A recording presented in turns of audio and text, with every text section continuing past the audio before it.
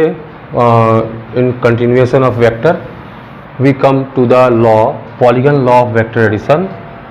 ये लॉ दो से अधिक वेक्टर्स को ऐड करने के लिए यूज किया जाता है. सपोज कई वेक्टर्स अगर इस तरह से ज्वाइन कर दिया जाए, suppose this is A vector, B vector, C vector, D vector. कई वेक्टर्स को इस तरह से ज्वाइन करते हैं, फर्स्ट वेक्टर के हेड से दूसरे वेक्टर के टेल को, फिर दूसरे के हेड से तीसरे वेक्टर के टेल को, फिर तीसरे के हेड से चौथे वेक्टर के टेल को ऐड करते हैं. और हमें फाइंड आउट करना है इन सब का रिजल्टेंट क्या होगा. रिजल्टेंट मीन इसका सम क्या होगा.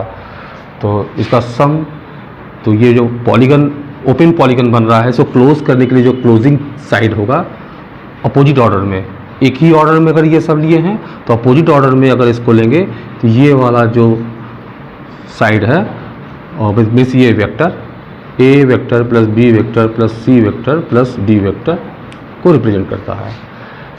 It means polygon law of vector addition ये बोलता है कि अगर कोई पॉलीगन है, कोई पॉलीगन है और उसके कई साइड्स, मीन्स एक साइड छोड़ करके बाकी साइड्स अगर वेक्टर्स को एक ही ऑर्डर में लेने पर रिप्रेजेंट करें, जैसे a1 vector, b1 vector, c1 vector, d1 vector, e1 vector, तो उस समय जो क्लोजिंग साइड होगा, क्लोजिंग साइड मीन्स ये वेक्टर्स को रिप्रेजेंट कर रहा है, तो इस सब के सम को अपोजिट ऑर्डर पर लेने पर, क्लोजिंग साइड को अपोजिट ऑर्डर पर लेने पर जो मिलता है वेक्टर, वही इन सब का सम होता है.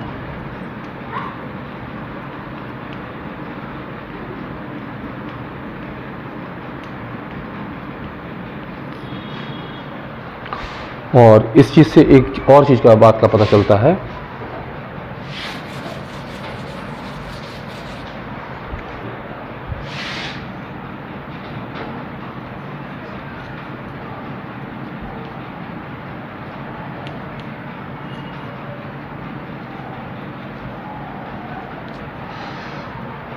A plus B plus C plus D,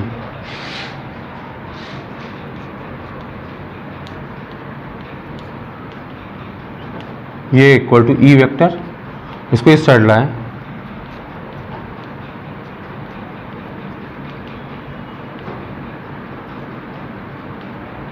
to 0.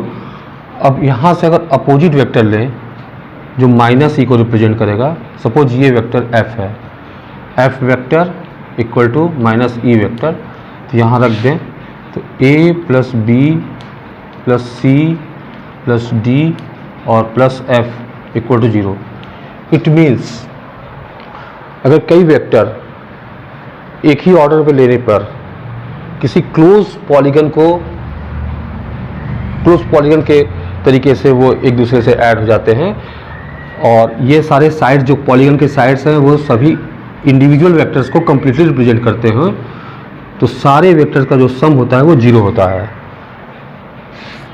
Suppose ये क्वाड्रिलेटरल है, ये L vector, M vector, N vector एक ही ऑर्डर में लेने पर, और ओ vector.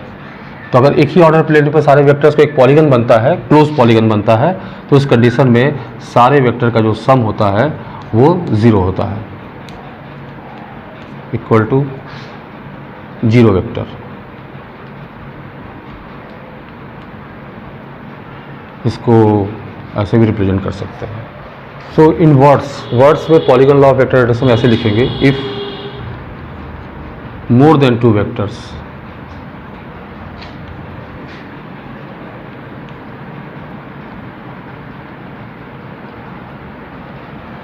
taken in a order, more vectors are represented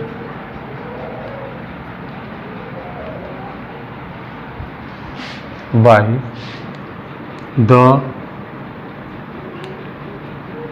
sides of a open polygon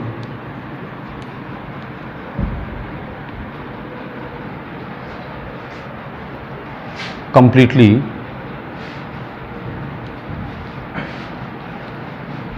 then closing side of the polygon, closing side of the polygon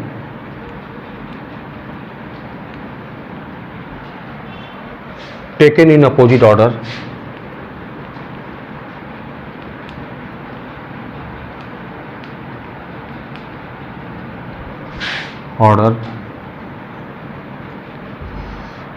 gives the resultant completely.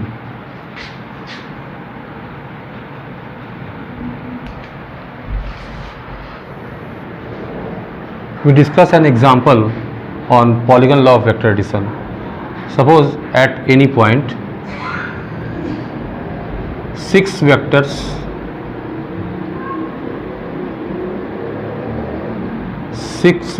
are working, means force, if अगर हम force लेते हैं,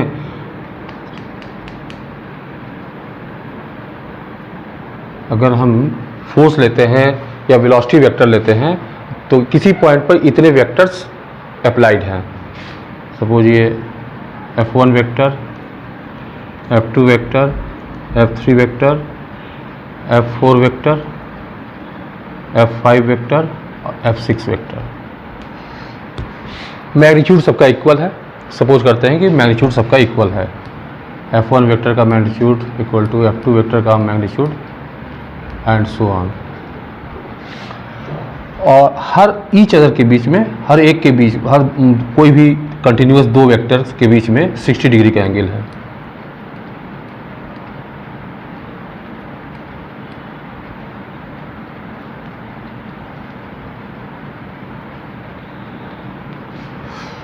अब इनका resultant find out करना है. तो ये सारे वेक्टर्स एक हेक्सागन को रिप्रेजेंट कर सकते हैं. तो सारे साइड इक्वल है. Regular hexagon 1 2 3 4 5 5 6. कैसे? जैसे कि ये रेगुलर हेक्सागन होगा तो हर एंगल इसका 120 डिग्री होगा, मीन्स ये 60 डिग्री होगा. और ये सपोज कर लेते हैं ये F1 वेक्टर है, फिर इससे 60 डिग्री पर F2 वेक्टर, फिर इससे 60 डिग्री पर, ये 60 डिग्री पर F3 वेक्टर. इस तरह सारे वेक्टर F4 F5 F6 ये सारे मिल करके एक क्लोज पॉलीगन बनाते हैं और वो रेगुलर हेक्सागन है. इसलिए इन सारे जो वेलोसिटीज या जो भी फोर्सेस है इस पे एक्ट, अगर सारे फोर्सेस है तो सब फोर्सेस ही होंगे. फोर्स में वेलोसिटी वेक्टर ऐड नहीं करेंगे. अगर एक पॉइंट पर इतने सारे फोर्सेस अप्लाइड हैं तो रिजल्टेंट फोर्स उनका जीरो हो जाएगा, क्योंकि सारे फोर्स मिलकर एक पॉलीगन के साइड से एक ही ऑर्डर पर लेने पर कंप्लीटली रिप्रेजेंट हो रहे हैं, तो नेट फोर्स जीरो हो जाएगा. तो यहाँ इस केस में net force equal to zero. Zero vector. The greatest and least resultant of two forces acting at a point is 10 Newton and 6 Newton respectively. If each force is increased by 3 Newton, find the resultant of new forces acting at a point at 90 degree with each other. इसमें आया है greatest and least resultant. सबसे पहले समझ लेते हैं ये क्या है.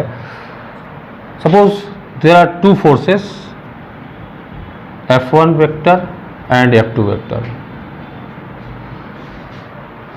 Then the resultant of these forces is F equal to root over F1 square plus F2 square plus 2 F1 F2 cos theta. Suppose this theta is the angle between these two forces.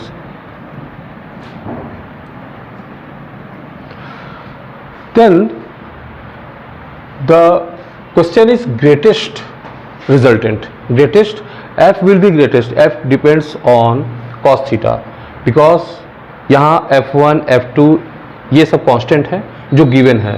F1 F2 का जो भी magnitude दिया होगा वो constant है. cos theta इसमें variable है, तो क्या cos थीटा का वैल्यू जैसे से चेंज होगा F का वैल्यू चेंज होगा. तो F का वैल्यू मैक्सिमम कब होगा? जब cos थीटा का वैल्यू मैक्सिमम होगा, क्योंकि यहाँ प्लस है. तो cos थीटा का जब मैक्सिमम वैल्यू होगा तो ये मैक्सिमम होगा. तो F max equal to root over F1 square plus F2 square plus 2F1A2, और ये उस केस में होगा जब cos theta equal to 1 equal to cos 0 degree. Means दोनों फोर्स अगर एक ही डायरेक्शन में होंगे उस समय उन दोनों का मैग्नीट्यूड, उन दोनों का रिजल्टेंट का मैग्नीट्यूड मैक्सिमम होगा, और उसका वैल्यू ये √F1 प्लस F2 का होल स्क्वायर है, तो ये F1 प्लस F2 हो जाएगा। इसी तरह से अब देखते हैं F मिनिमम कब होगा। तो मिनिमम मीन्स क्या हुआ कि जब cos थीटा का वैल्यू मिनिमम होगा तो इसका वैल्यू मिनिमम होगा। cos थीटा का मिनिमम वैल्यू -1 होता है जब cos थीटा का मिनिमम -1 होता है जब cos 180 डिग्री होता है। मीन्स दोनों ही फोर्सेस अपोजिट डायरेक्शन में होंगे। जाहिर सी बात है जब दोनों फोर्सेस अपोजिट डायरेक्शन में होंगे तो उस समय रिजल्टेंट उसका मिनिमम होगा। तो F minimum equal to √F1 square plus F2 square minus cos theta -1 minimum है तो -2F1 F2, और इसे हम लिख सकते हैं F1 minus F2 whole square root के अंदर। बाहर आएगा तो F1 माइनस F2 मॉड करेंगे, इसलिए कि जब भी इस तरह कोई एक्सप्रेशन होता है रूट लगा हुआ है और बाहर प्लस साइन है तो ऑलवेज स्क्वायर रूट का जो वैल्यू होना चाहिए वो पॉजिटिव होना चाहिए। तो अगर F1 माइनस F2 कर ले, ऐसे ही लिख देते हैं F1 माइनस F2, तो अगर F1 का मैग्नीट्यूड कम हुआ है F2 से तो उस कंडीशन में निगेटिव हो जाएगा, निगेटिव नहीं होना चाहिए, इसलिए ऑल केसेस में पॉजिटिव होना चाहिए, इसलिए मॉड लगा देते हैं। तो F मिनिमम का value mod F1 minus F2 है। तो according to question F1 plus F2 is given 10 newton and F1 minus F2 positive value लेंगे इज 6 न्यूटन।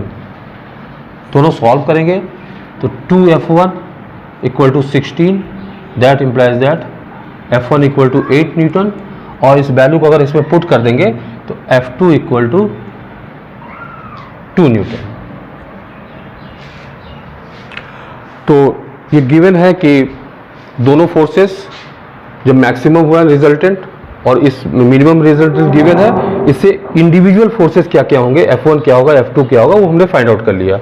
अब फाइंड आउट करने के बाद इसके बाद फर्दर ये दिया हुआ है दोनों फोर्सेस एक दूसरे के साथ 90 डिग्री पर हैं और दोनों फोर्सेस 3 न्यूटन से इंक्रीज कर दिया गया है। तो यानी अब F1 जो न्यू F1 डैश लिख देते हैं, ये न्यू F1 का वैल्यू है वो equal to 8 plus 3 equal to 11 newton होगा, और F2 का new value 2 plus 3 equal to 5 newton होगा, और इनके बीच का एंगल 90 डिग्री गिवन है कि वो एक दूसरे से 90 डिग्री बनाते हुए किसी पॉइंट पर एक्ट कर रहे हैं।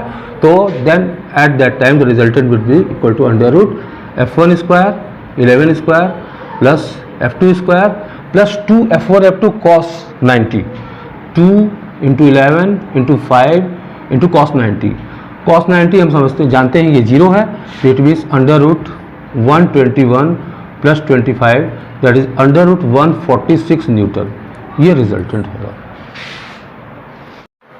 In this question it is given 2 unit vectors and also it is given that they are inclined at 120 degree. So this is A vector, B vector. Unit vectors means magnitude of A equal to magnitude of B equal to 1. Now the magnitude of their sum, so sum, magnitude of sum equal to √A square plus B square plus 2AB cos 120। cos 120 minus half होता है, तो ये 1 plus 1 unit vector है, magnitude 1 है, plus 2 into -1/2 ये cancel हो गया, it means that is 1 Newton. 2 1 magnitude 1 हो गया इसका, 1 यूनिट लिखेंगे जो भी यूनिट होगा इसका। और डिफरेंस, जब हमें डिफरेंस निकालना है तो डिफरेंस मीन्स पहले जो सम हमने फाइंड आउट किया A प्लस बी ये सम है, और जब डिफरेंस लिखना होगा वो A vector minus B vector, या फिर इसे हम B माइनस A भी लिख सकते हैं। डिफरेंस दोनों ही पॉसिबल है, लेकिन दोनों ही कंडीशन में A माइनस B वेक्टर और B माइनस A वेक्टर दोनों के मैग्नीट्यूड सेम होंगे, लेकिन उनके डायरेक्शन जस्ट अपोजिट होंगे। तो हम a माइनस बी वेक्टर निकालना चाहते हैं, that is a vector, b vector को माइनस b इस साइड में ड्रॉ करेंगे, just opposite direction, minus B vector हो गया। तो फिर इस समय इन दोनों का जो रिजल्टेंट होगा वही a vector minus b vector होगा।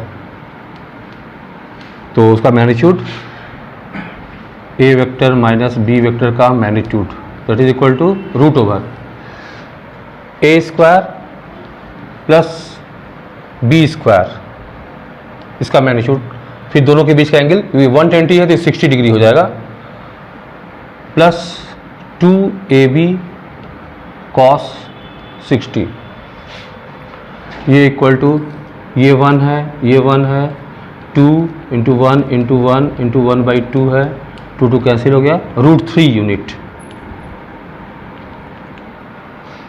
तो इस तरह से हम देख रहे हैं कि जो a vector plus b vector, हम जो दो वेक्टर को प्लस करते हैं वो सेम टू सेम होता है a माइनस बी में, बस उसमें minus B vector means b का अपोजिट वेक्टर ऐड करना रहता है, a में b का opposite vector means a vector plus minus B vector जब हम ऐड करते हैं तो we get what, a vector minus b vector.